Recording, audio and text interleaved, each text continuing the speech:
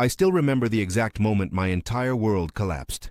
It was a Tuesday, around 7:30 in the evening, and I was standing in the doorway of what I thought was our shared office, holding 2 cups of tea, watching my husband of 12 years shake hands with a solicitor while signing documents that would transfer my company, the business I had built from absolutely nothing, into his name alone. He didn't even notice me standing there. He was too busy smiling, that confident, charming smile I had fallen in love with all those years ago, the same smile that had convinced me he was my partner, my equal, my teammate in life. But in that moment, watching him sign away everything I had worked for, I realized I had never really known him at all. And I made a silent promise to myself, standing there with those 2 cups of tea growing cold in my hands, that I would make him pay for every single lie he had ever told me. This is the story of how I did exactly that. My name is Eleanor, though everyone calls me Ellie, and I grew up in a small village about 40 miles outside of Manchester. My parents were hard-working people, salt-of-the-earth types who believed in honesty, integrity, and earning everything you had through sheer determination and graft. My father worked in a factory for 37 years until his back gave out, and my mother cleaned houses for wealthy families in the nearby town, coming home every evening with aching hands and stories about people who had more money than sense. They taught me early on that nobody was going to hand me anything in life, that I would have to fight for every opportunity, every success, every penny I ever earned. And I took that lesson to heart. I was always good with numbers. Even as a child, I would help my father balance the household budget, sitting at the kitchen table with a calculator and a stack of bills, working out how we could stretch his wages to cover everything we needed.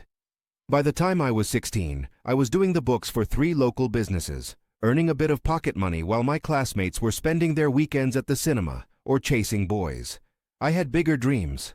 I wanted to build something of my own, something that would lift me out of the life my parents had struggled through, something that would make them proud. I went to university in Leeds, studying accounting and business management, working 2 part-time jobs to pay my way through. I graduated with first-class honors and immediately started working for a small accounting firm in Manchester, learning everything I could about how businesses operated, how money flowed, how people made decisions about their finances. I was good at it, really good. And within 3 years I had built up a reputation as someone who could solve problems, who could untangle the most complicated financial messes, who could be trusted with sensitive information. It was during my 4th year at that firm that I met Marcus. He walked into the office on a rainy October morning, carrying a briefcase and wearing a suit that was slightly too expensive for someone in his position. He was there to interview for a junior consultant role, and I was assigned to show him around the office and introduce him to the team. He was charming from the very first moment, with this easy confidence that made everyone around him feel comfortable and special. He had a way of looking at you when you spoke, like you were the most interesting person in the room, like every word you said mattered deeply to him. I found myself laughing at his jokes, sharing things about myself I rarely told anyone, feeling drawn to him in a way I couldn't quite explain. He got the job, of course. Everyone loved him. Within months, he had become the office favorite, the person everyone wanted to work with, the one who always seemed to know exactly what to say in any situation. And somewhere along the way, he set his sights on me. Looking back now, I can see all the warning signs I missed. The way he would ask me detailed questions about my work, my clients, my strategies, always framing it as admiration and a desire to learn. The way he would subtly position himself as my equal, even though I had years more experience and a far more impressive track record. The way he would compliment my intelligence while simultaneously suggesting that I was too modest, that I didn't promote myself enough, that I needed someone to help me shine. I thought he was being supportive. I thought he genuinely believed in me. I thought he loved me. We started dating 6 months after he joined the firm. A year later, we moved in together. 2 years after that, we were married in a small ceremony at a beautiful country hotel, surrounded by our families and closest friends. I remember standing at the altar, looking into his eyes as he recited his vows, feeling like the luckiest woman in the world. He promised to love me, to support me, to be my partner in everything. He promised that we would build a life together, that my dreams would be his dreams, that we would face every challenge as a team, and I believed every single word. It was around our 3rd anniversary that I first started thinking seriously about starting my own business. I had been helping clients for years, watching them build their companies, make their fortunes, achieve their dreams. I knew I had the skills and the knowledge to do it myself. I just needed the courage to take the leap. And Marcus, bless him, was my biggest cheerleader. We would stay up late into the night, sitting at our kitchen table, planning and dreaming and calculating. I would run through the numbers, the risks, the potential rewards, and he would listen intently, asking questions, offering suggestions, encouraging me to think bigger, to aim higher. He made me feel like anything was possible. He made me feel like I had a true partner in this venture, someone who would be by my side every step of the way. I left my job at the firm in the spring of our 4th year of marriage. Marcus stayed on for another 6 months, building up his client base and his reputation while I worked from our spare bedroom, laying the foundations for what would become my company. I called it Hartley Financial Solutions, using my maiden name because I wanted to honor my parents and everything they had taught me. I specialized in helping small and medium-sized businesses with their accounting, tax planning, and financial strategy. I was good at it, just as I had always been good at it, and within a year I had more clients than I could handle on my own. That's when Marcus finally left his job to join me full-time. I was thrilled. I genuinely believed that having him work alongside me would make the business even stronger, that his charm and people skills would complement my analytical abilities perfectly. We would be the ultimate team, husband and wife, building something incredible together. I gave him the title of director, made him a signatory on the business accounts, added his name to the company letterhead. I trusted him completely. After all, he was my husband. He loved me. He would never do anything to hurt me or the business we were building together. The first few years were wonderful. The company grew steadily, taking on more clients, expanding our services, building a reputation as one of the most reliable and trustworthy financial consultancies in the Northwest. We hired our first employee, then our second, then our third. We moved out of the spare bedroom and into a proper office space in central Manchester. We bought a beautiful house in a nice suburb, the kind of house my parents could never have dreamed of owning. I felt like I was living the life I had always wanted, the life I had worked so hard to achieve. And I had Marcus right there beside me, my partner, my equal, my love. But things started to change around our 8th year of marriage. It was subtle at first, so subtle that I almost didn't notice. Marcus started spending more time at the office, staying late for meetings that I wasn't invited to, taking calls in the other room, closing his laptop quickly whenever I walked past. He became more distant at home, more distracted, less interested in the intimate conversations we used to have. When I asked him about it, he would smile that charming smile and tell me everything was fine, that he was just stressed about work, that I was worrying about nothing. And I believed him, because I wanted to believe him, because the alternative was too painful to consider. The thing that finally made me start paying attention was a phone call I accidentally overheard. It was a Saturday afternoon, and Marcus was supposed to be at the gym, but I had forgotten my phone at home and had come back to get it, and when I walked through the front door, I heard his voice coming from the study. He was speaking quietly, urgently, and something about his tone made me stop in my tracks and listen. "I'm telling you, the timeline is perfect," he was saying. "She trusts me completely. She has no idea what's happening. By the time she figures it out, it will be too late. Everything will be in my name, and there won't be a damn thing she can do about it." My heart stopped. I literally felt it stop beating in my chest, just for a moment, and then it started again, racing so fast I thought I might pass out. I stood there frozen, pressed against the wall of our hallway, trying to make sense of what I was hearing. What did he mean? Everything would be in his name? What was he planning? And who was he talking to? I heard him laugh then, that easy, confident laugh that I had always loved, and he said something I will never forget for as long as I live. "Eleanor is brilliant at her job, but she's hopeless when it comes to the legal side of things. She doesn't read contracts carefully enough, doesn't pay attention to the details that matter. She's been signing whatever I put in front of her for years. She actually thinks we're equals in this business. She has no idea that I've been restructuring things behind her back, moving assets, changing ownership documents. By the end of the year, Hartley Financial Solutions will be mine, and she'll have nothing." The phone slipped from my hand and clattered to the floor. I heard his voice stop abruptly, heard footsteps coming toward the study door, and I did the only thing I could think of in that moment. I turned and walked out of the house as quietly as I could, closing the front door behind me, and I got in my car and drove. I drove for hours, going nowhere in particular, just driving through the rain with tears streaming down my face, trying to process what I had just heard. My husband was planning to steal my company, the business I had built from nothing, the dream I had sacrificed everything for, the legacy I was creating for myself and for the children I still hoped we might have someday. He was going to take it all, and he was laughing about it, mocking me to whoever was on the other end of that phone call. He thought I was naive. He thought I was careless. He thought I would never figure out what he was doing until it was too late. He was wrong. When I finally pulled over at a motorway service station, my hands were shaking so badly I could barely hold my phone. I sat there in the car park for a long time, staring at my reflection in the rearview mirror, watching the mascara run down my cheeks like black tears. And slowly, very slowly, the shock and the hurt began to transform into something else. Something harder, something colder, something that felt like steel forming in the pit of my stomach. I was going to find out exactly what he was doing. I was going to gather every piece of evidence I could find, and then I was going to make him regret ever underestimating me. But I knew I had to be smart about it. I couldn't confront him, couldn't let him know I was onto him. If I did, he would cover his tracks, destroy evidence, accelerate whatever plan he was executing. I needed to play the long game, just like he had been playing me for years. I needed to be patient, careful, strategic.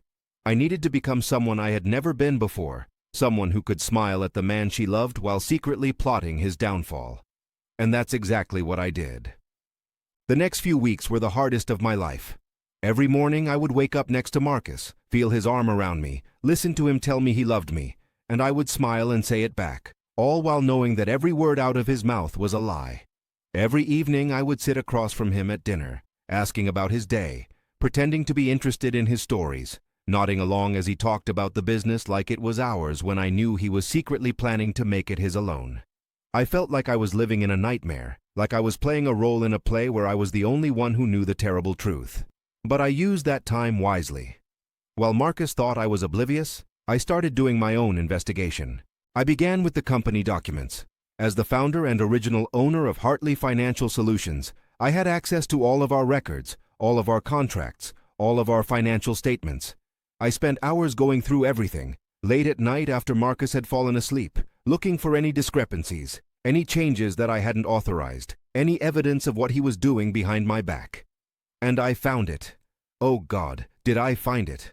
Over the past 3 years, Marcus had been systematically restructuring the company. He had done it gradually, cleverly, using a series of small changes that individually seemed insignificant, but together added up to something catastrophic. He had added himself as a majority shareholder without my knowledge, using documents that bore my signature, but that I had never actually read carefully.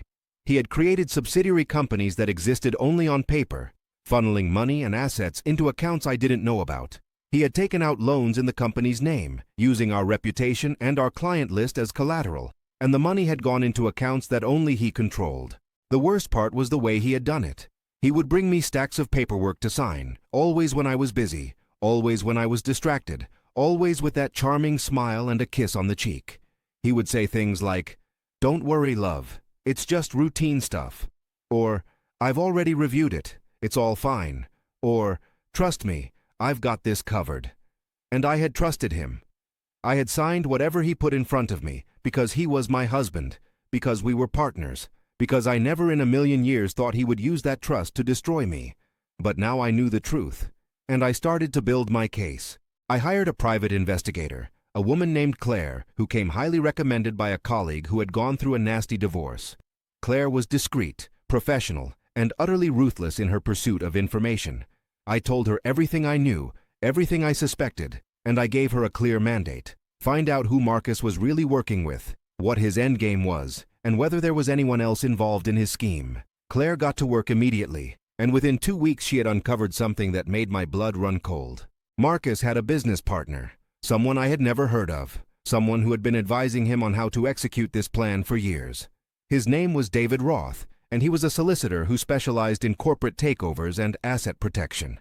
On the surface, he appeared to be a legitimate legal professional, but Claire's investigation revealed a pattern of behavior that suggested something far more sinister. David had a reputation in certain circles for helping people extract themselves from partnerships and marriages in ways that left their former partners with nothing.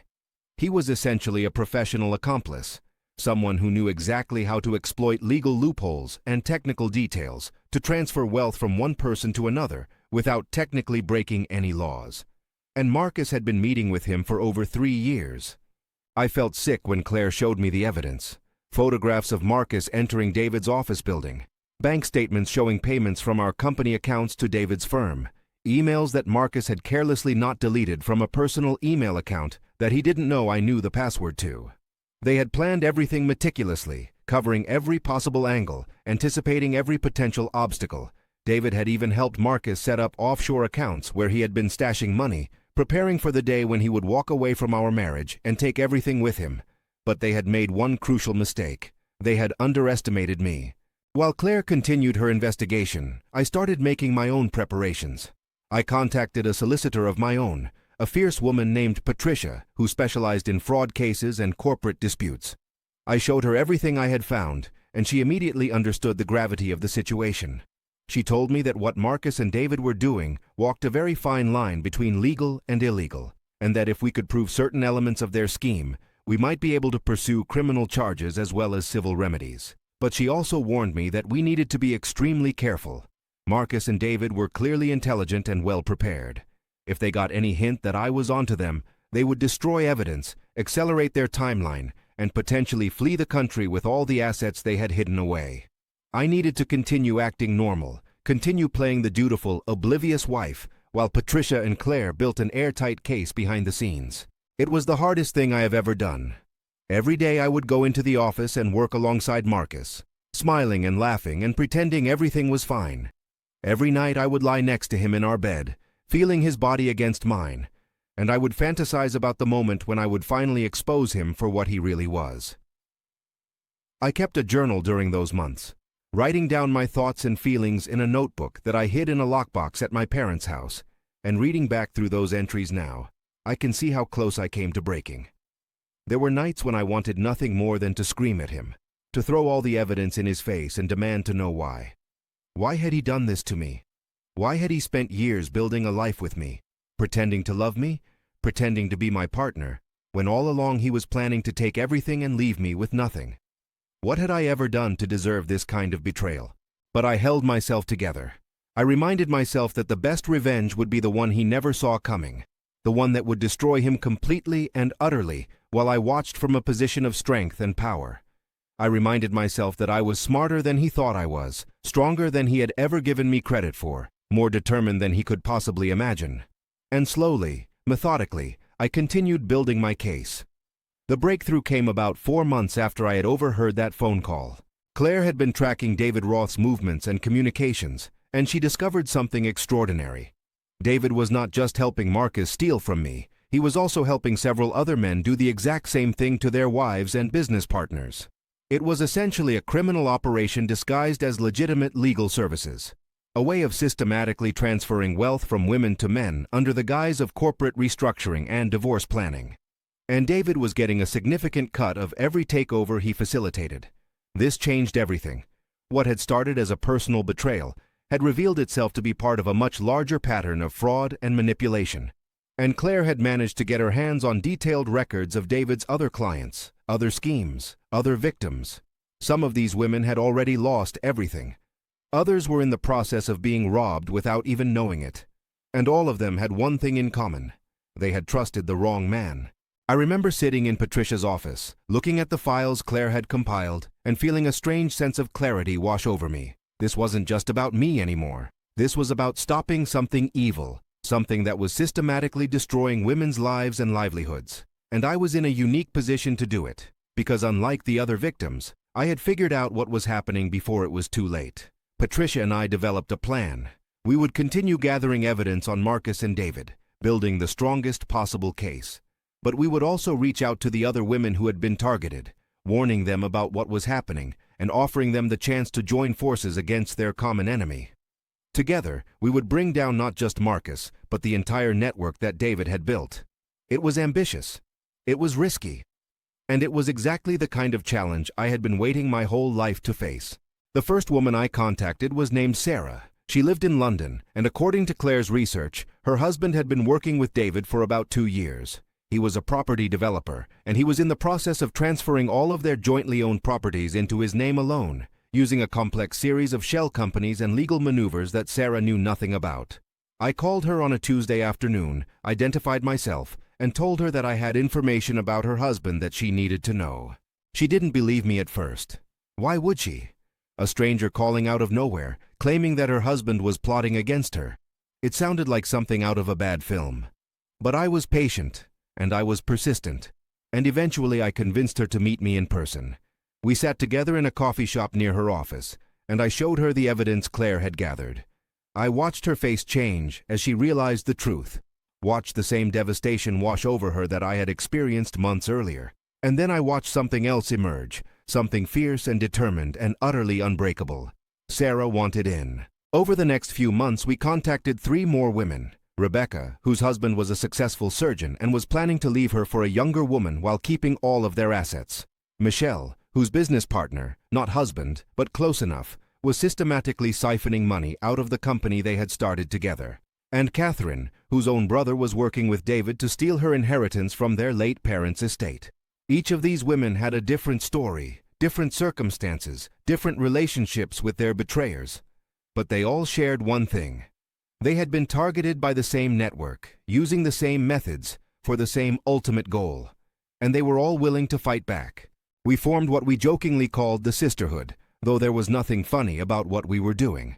We pooled our resources, shared our evidence, coordinated our strategies. Patricia brought in additional legal support. Claire expanded her investigation, and we built a case that was so comprehensive, so damning, so absolutely airtight that there was no way Marcus and David could escape. But we weren't ready to spring the trap yet. First, we needed to make sure that Marcus completed his plan, that he signed all the documents and made all the moves that would prove beyond any doubt what he had been doing. We needed him to incriminate himself so thoroughly that there would be no room for excuses, no possibility of claiming he had been misunderstood, or that the whole thing was some kind of mistake. So I kept playing my role, the oblivious wife, the trusting partner, the woman who signed whatever her husband put in front of her without reading the fine print. I smiled and nodded and agreed to everything, all while knowing that every document I signed was another nail in his coffin, another piece of evidence that would be used to destroy him. It was during this period that I discovered something else about Marcus, something that hurt even more than the financial betrayal. He was having an affair. Claire had been following him, documenting his movements, and she had discovered that he was meeting regularly with a woman named Jessica. She was younger than me, prettier than me, and she worked as a paralegal at David's firm. They had been seeing each other for almost a year, meeting at hotels, taking weekend trips together when Marcus told me he was at conferences or visiting clients. He was planning to leave me for her as soon as the company was in his name, starting a new life with stolen wealth and a younger woman. I would love to say that this revelation didn't affect me, that I was so focused on my plan that his infidelity was just another piece of evidence to be filed away. But that would be a lie. When Claire showed me the photographs, when I saw Marcus kissing this woman, holding her hand, looking at her with the same expression he used to reserve for me, something inside me shattered. Not because I still loved him, because by that point I had accepted that the man I thought I loved had never really existed, but because it was such a cliché, such a predictable, pathetic cliché. The cheating husband, the younger mistress, the elaborate scheme to steal everything from the wife who had been too stupid to see it coming. I cried that night. I sat in my car in the garage, with the engine off and the doors locked, and I sobbed until I couldn't breathe. I mourned not just my marriage, but my own naivety, my own willingness to believe in someone who had never deserved my trust. And then I dried my eyes, took a deep breath, and reminded myself that I was not going to be a victim. I was not going to let this break me. I was going to use every single thing I had learned, every piece of evidence I had gathered, every connection I had made, and I was going to make Marcus regret ever thinking he could defeat me. The final phase of our plan began in September. By this point, Marcus had completed most of his restructuring. The company was almost entirely in his name. The assets were hidden in offshore accounts, and the loan documents he had fraudulently created were ready to be called in.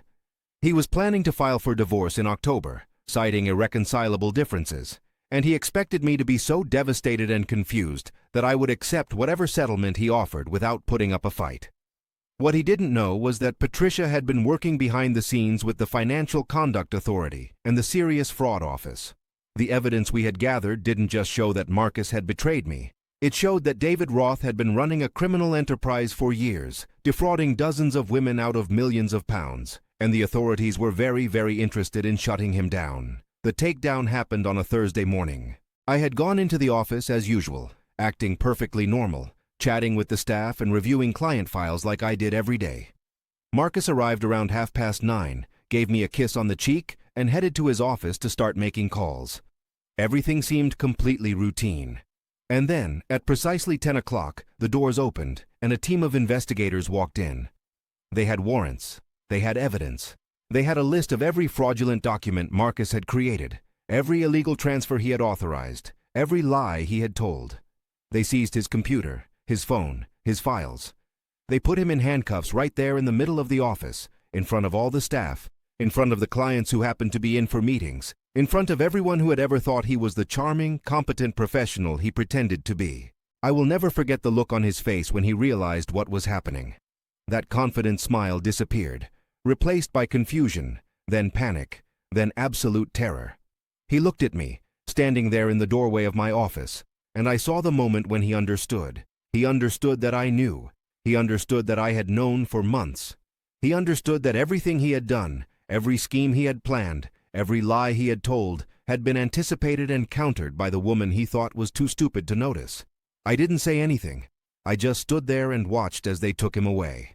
The investigation that followed revealed the full scope of what Marcus and David had been doing. David was arrested that same day, along with Jessica and 2 other associates who had been helping facilitate the fraud. The authorities recovered millions of pounds in stolen assets, and they were able to trace the money through a complex web of shell companies and offshore accounts that David had thought was untraceable. But that wasn't the end of it. The other women in our sisterhood had been preparing their own cases, and now they were able to move forward with the full support of the authorities. Rebecca's husband was arrested for fraud and embezzlement. Michelle's business partner was charged with theft and breach of fiduciary duty. Catherine's brother faced charges for attempting to defraud an estate.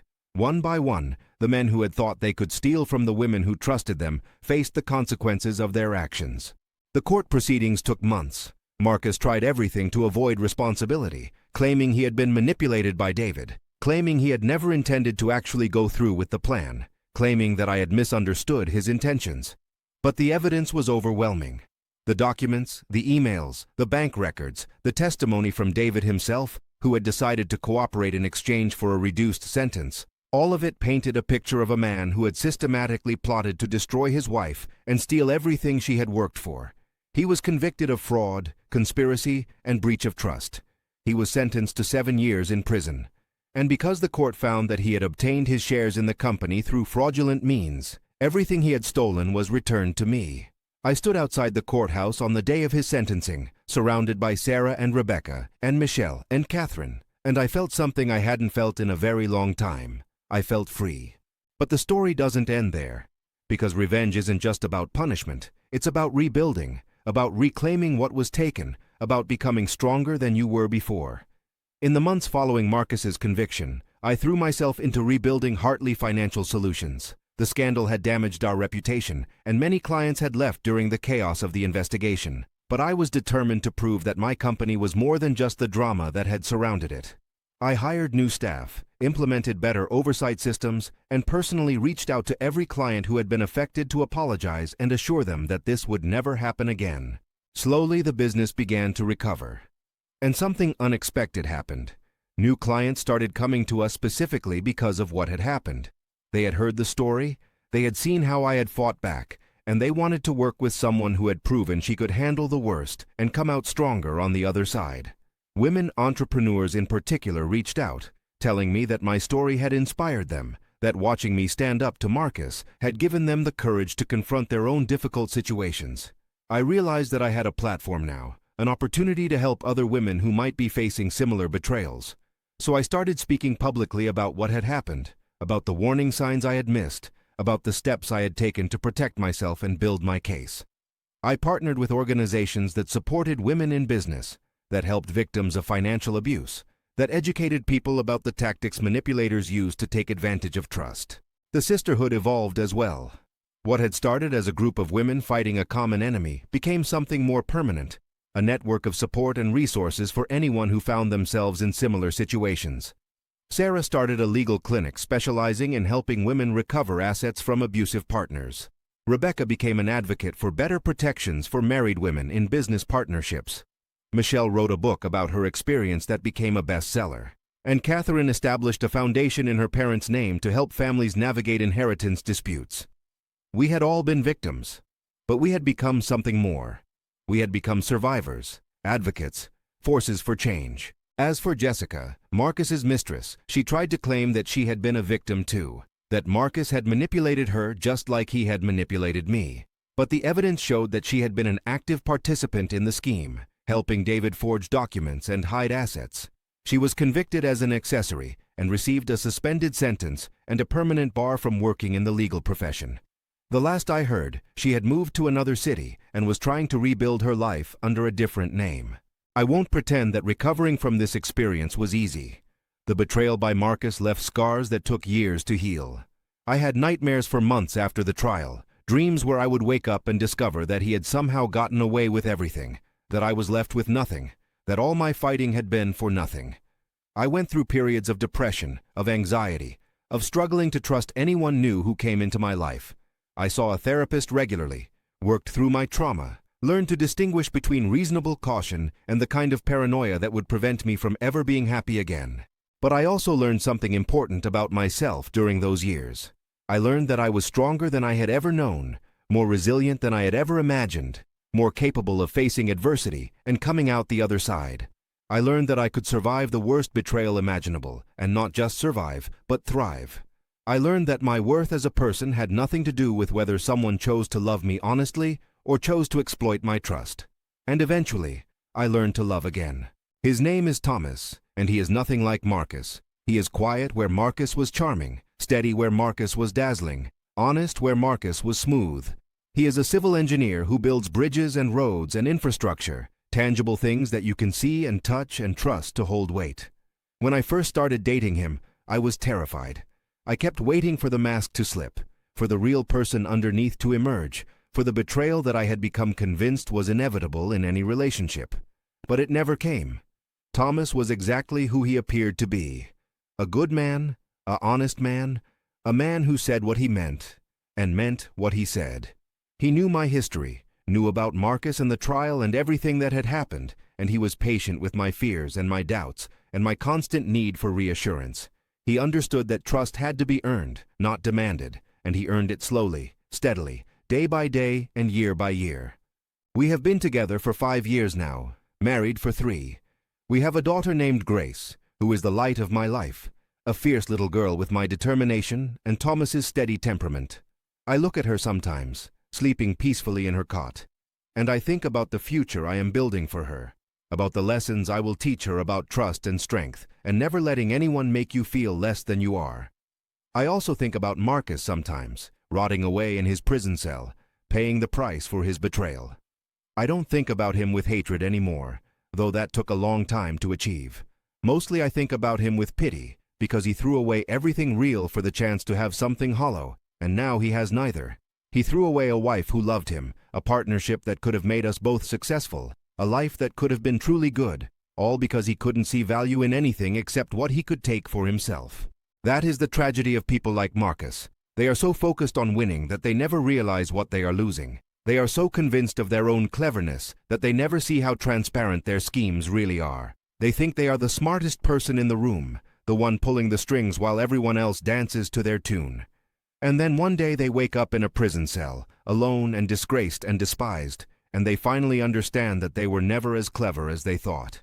I run Hartley Financial Solutions from a beautiful new office now, in a converted warehouse in the Arts District of Manchester. The company is bigger than it ever was under Marcus's tenure, more profitable, more respected, more influential. I have a team of 50 employees, a client list that includes some of the most successful businesses in the Northwest, and a reputation as someone who can be trusted absolutely with the most sensitive financial matters. I also have a wall in my office where I keep photographs and mementos from the sisterhood, pictures from our celebrations when the convictions came through, letters from other women we have helped over the years, newspaper clippings about our advocacy work. Sometimes when I am having a hard day, when the pressures of running a business feel overwhelming, I look at that wall and remind myself of what we accomplished together. We took one of the worst experiences of our lives and turned it into something meaningful, something that will protect and empower other women for years to come. That is the true revenge, I think. Not just punishing the person who wronged you, but building something beautiful from the wreckage they left behind. Not just surviving, but thriving. Not just recovering what was taken, but creating something new that is even better than what you had before. Marcus tried to take everything from me. He tried to reduce me to nothing, to leave me broken and defeated and destroyed. But he failed. He failed because he never really understood who I was, never recognized the strength that was always there beneath the surface, never grasped that the woman he dismissed as naive and careless was actually paying attention to everything, learning everything, preparing for the moment when she would need to fight for her life. I think about those 2 cups of tea sometimes, the ones I was holding when I saw him signing those documents with the solicitor. I never did drink them.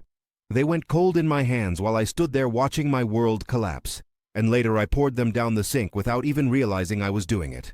Such a small detail, such an ordinary thing, but it has stayed with me all these years as a symbol of that moment, of the exact instant when everything changed. I make tea differently now. I take my time with it, measuring the leaves carefully, waiting for the water to reach exactly the right temperature, letting it steep for precisely the right amount of time.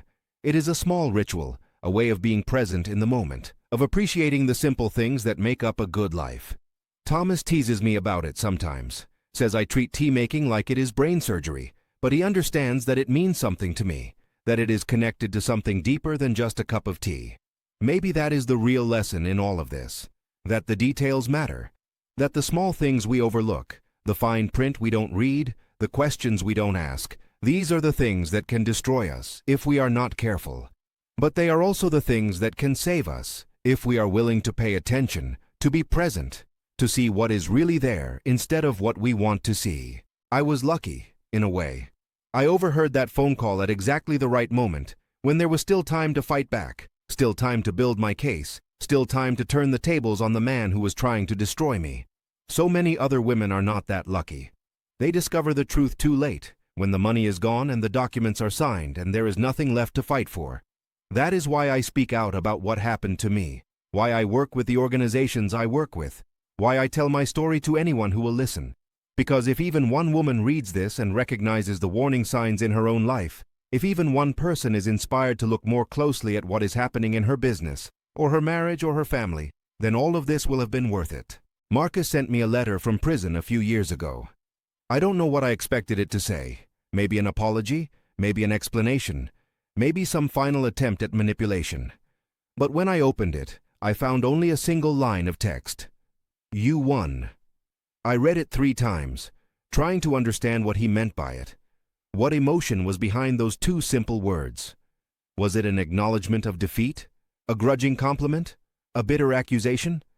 I never did figure it out, and eventually I stopped trying.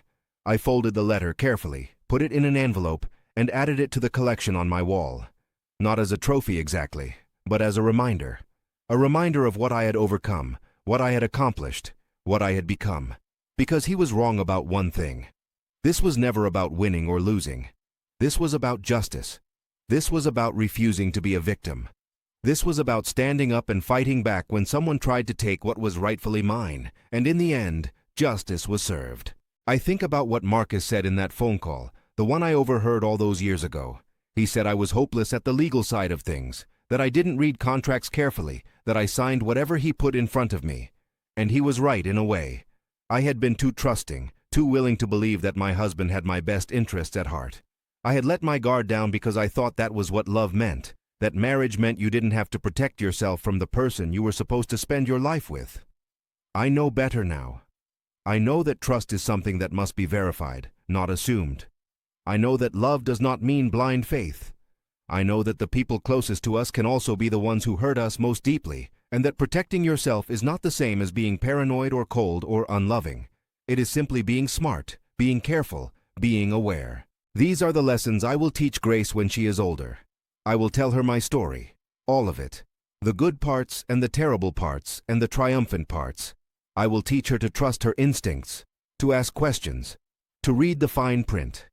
I will teach her that she is strong enough to handle anything that life throws at her, that setbacks are not the same as defeats, that the people who try to tear her down are only revealing their own weaknesses. And I will tell her about the sisterhood, about Sarah and Rebecca, and Michelle and Catherine and all the other women who banded together to fight back against the men who tried to destroy them. I will tell her that there is strength in numbers, that women supporting women is one of the most powerful forces in the world, that when we stand together, there is nothing we cannot overcome. That is my legacy.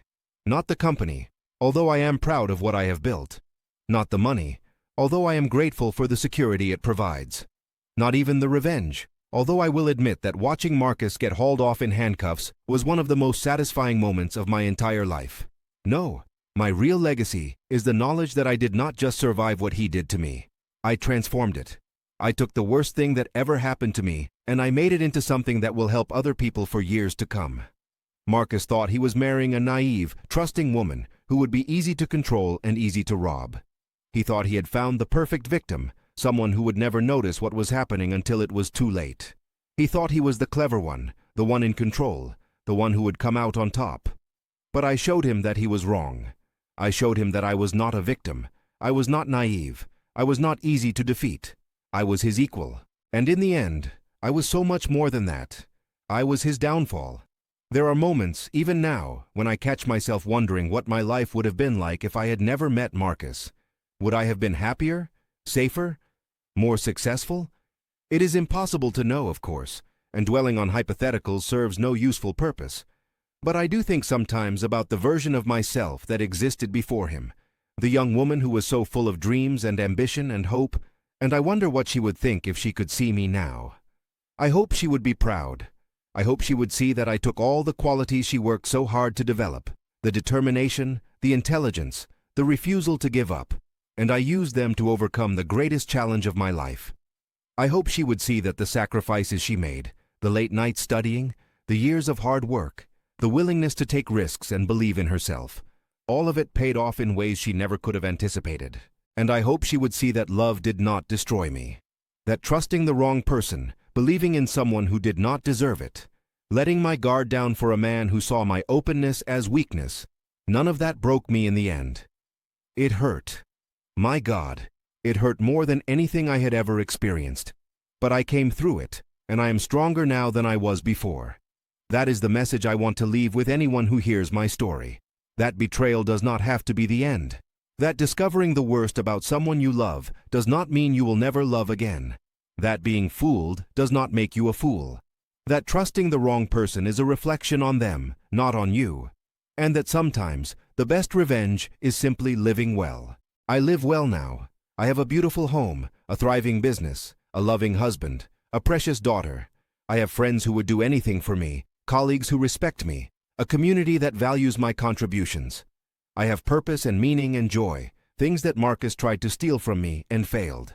He is still in prison, serving the remainder of his sentence. I do not know what he does with his days, whether he has found any kind of peace or purpose, whether he has faced the truth about himself or continues to blame everyone else for his downfall. I do not think about him very often anymore. He was such a central figure in my life for so many years, the villain around whom my entire existence seemed to revolve. And then slowly, gradually, he became less and less important. Until now he is barely a footnote. That is perhaps the final irony of his story. He wanted to be the center of everything, the one in control, the one who mattered most, and now he is nothing. He is a former husband, a convicted criminal, a man whose name rarely comes up in conversation anymore. The company he tried to steal has continued to grow and thrive without him. The wife he betrayed has built a new life that is happier and more fulfilling than anything she had with him. The world has moved on, and he has been left behind. I imagine that must be the hardest thing for someone like Marcus to accept. Not the prison sentence, not the disgrace, not the loss of money or status or freedom, but the irrelevance, the knowledge that he is no longer important, no longer powerful, no longer the main character in anyone's story. I used to think that watching him suffer would make me feel complete, would give me the closure I was seeking, and there was satisfaction in seeing him arrested, convicted, sentenced. But the real closure came from within, from the work I did on myself, from the relationships I built, from the life I created. It came from realizing that I did not need his punishment to feel whole. I needed only my own strength, my own resilience, my own refusal to be defined by what he did to me. I am 43 years old now. I have gray hairs that I no longer bother to hide, lines around my eyes that deepen when I smile, a body that shows the signs of carrying and nursing a child. I am older than I was when this story began, wiser, more cautious, but also more at peace. I have learned that life is not about avoiding pain, but about growing through it.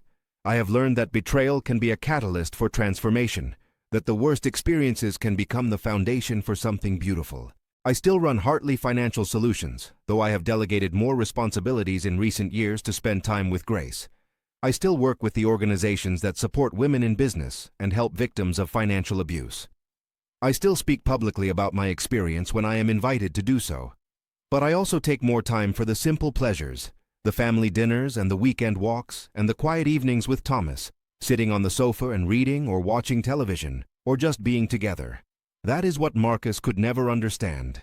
He was always chasing something more, something bigger, something that would prove his worth to the world. He did not know how to appreciate what was right in front of him, how to find satisfaction in the ordinary moments that make up most of a life. He was always scheming, always planning, always looking for the next advantage to exploit. And in the end, it destroyed him. I do not know if there is a lesson in that, or if it is just the way the story happened to turn out. But I do know that I have found something he never could. Contentment. Real, genuine, lasting contentment. Not because I have everything I ever wanted, but because I have learned to want what I have. Not because my life is perfect, but because I have made peace with its imperfections. Not because I never think about the past, but because I no longer let it control my future. This is my story. The story of how my husband tried to steal everything from me and failed. The story of how I discovered his betrayal and fought back. The story of how I found my voice, my strength, my purpose. The story of how I turned my pain into power and my tragedy into triumph. But really, it is not just my story. It is the story of every woman who has ever been underestimated, dismissed, betrayed. It is the story of what happens when we refuse to accept the role that others have assigned to us. It is the story of standing up, fighting back, and winning.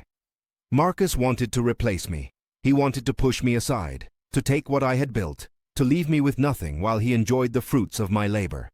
He saw me as an obstacle, a means to an end, a stepping stone on his path to wealth and freedom. He thought he was clever. He thought he was untouchable. He thought he was my superior. But I showed him that I was not someone to be replaced. I was someone to be reckoned with. And in the end, the only one who was replaced was him. I have a photograph on my desk at home, one that Thomas took on the day we finalized the restoration of my company. In it, I am standing in front of the Hartley Financial Solutions sign, holding up a champagne glass, grinning at the camera with an expression of pure, unfiltered joy. Behind me you can see Sarah and Rebecca and Michelle and Catherine, all of them celebrating with me, all of them part of the victory that we had won together. I look at that photograph sometimes when I'm having a difficult day, when the challenges of running a business or raising a child or navigating the complexities of life seem overwhelming. And it reminds me of what I am capable of, what we are capable of, what anyone is capable of when they refuse to give up. Marcus underestimated me. He assumed that because I was trusting, I was weak. Because I was kind, I was naive. Because I loved him, I was blind. He was wrong. I was trusting, but I was not weak. I was kind, but I was not naive. I loved him, but I was not blind. And when I finally opened my eyes, I saw him for exactly what he was: a fraud, a liar, a thief. And I destroyed him, not with violence, not with cruelty, not with hatred, but with intelligence, patience, strategy, and the unwavering determination to protect what was mine and reclaim what he had tried to steal. That is the story I will tell Grace when she is old enough to understand. That is the legacy I am leaving for her, and for all the women who will hear my story and recognize something of themselves in it. You are not alone. You are not helpless. You are not defined by the people who try to tear you down. You are strong. You are capable. You are worthy. And if someone tries to take what is rightfully yours, you fight back. You fight back, and you win. I did. And if I can do it, so can you. That is my story. That is my revenge. That is my truth. And I would not change a single moment of it, because every betrayal, every heartbreak, every moment of doubt and despair, all of it led me to where I am now. to this life, to this family, to this version of myself that is stronger and wiser and more complete than I ever could have been if Marcus had been who I thought he was. He was supposed to be my equal. Instead, he became my catalyst, the fire that forged me into something unbreakable. And now, finally, I am free. I am free of his manipulation, free of his lies, free of the version of myself that was too trusting, too naive, too willing to see the best in someone who had no best to offer. I am Eleanor Hartley. I am a mother, a wife, a businesswoman, a survivor. I took the worst thing that ever happened to me and turned it into the foundation of a life I am proud of. And if Marcus ever reads this, if he ever hears my story, I want him to know one thing. He did not break me.